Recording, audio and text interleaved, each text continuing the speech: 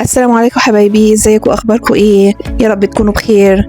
النهارده هاخدكم معايا في اشهر محل بيبيع حلويات ومستلزمات الحلويات في شيربروك، اسمه بالك بار.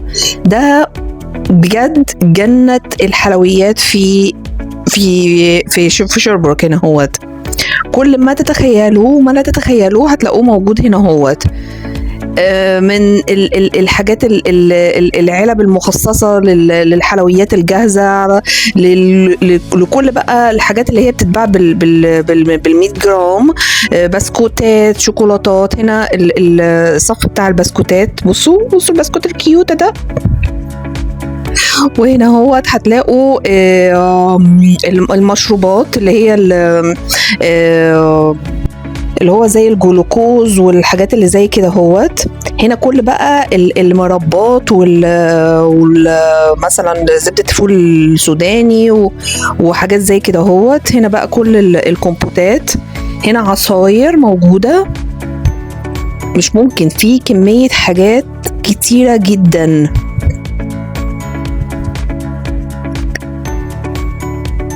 هنا هو بقى القسم بتاع الحبوب اللي هي زي مثلا السيريالز والحاجات السناكس والحاجات اللي زي كده يعني.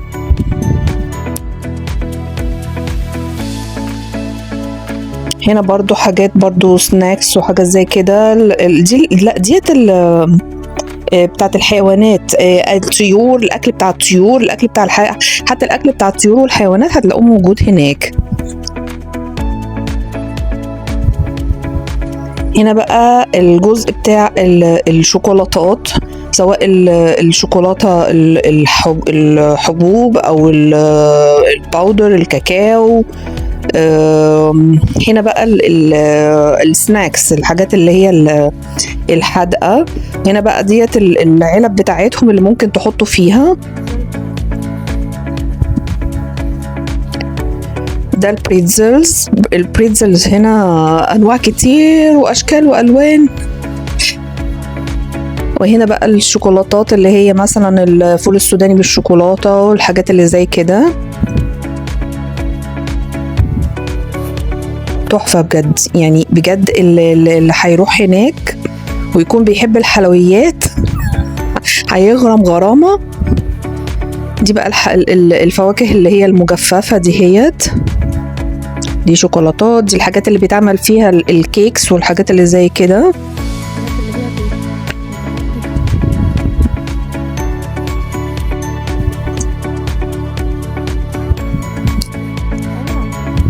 هنا هو الفواكه المجففة.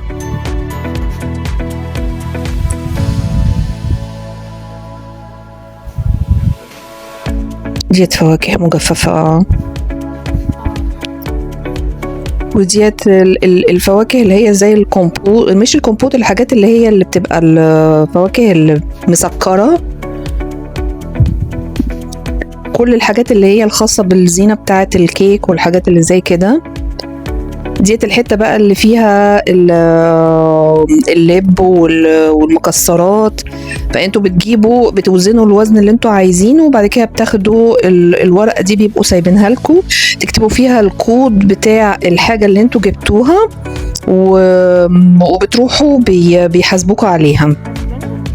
طبعا طول ما احنا ماشيين بنبقى عمالين بقى بنفتح وندوق كده هو زي ما انتوا شايفين، علشان خاطر يعني بتعرف بقى الحاجة بقى مناسبة بالنسبة لك، لأن كل حاجة بيبقى لها كذا طعم وكذا بيبقى لها كذا نكهة كمان. بتبقوا محتاجين ان انتوا تعرفوا ايه الحاجة اللي انتوا بتفضلوها اكتر علشان خاطر تجيبوها. من ضمن الحاجات اللي انا بجيبها من هناك برضو مرقة الدجاج، بتتباع سايبة كده هو بالكيلو او بال100 جرام. بتروحوا تجيبوها منها. المكرونة، كل انواع المكرونات، الرز، البن، الكريمر، اي حاجة كل ما تتخيلوه موجود هناك. ده بقى الجزء بتاع المكسرات. والسعر اللي بيبقوا كاتبينه دهوت اللي هو في الجزء الأصفر ده بيبقى السعر لل100 جرام.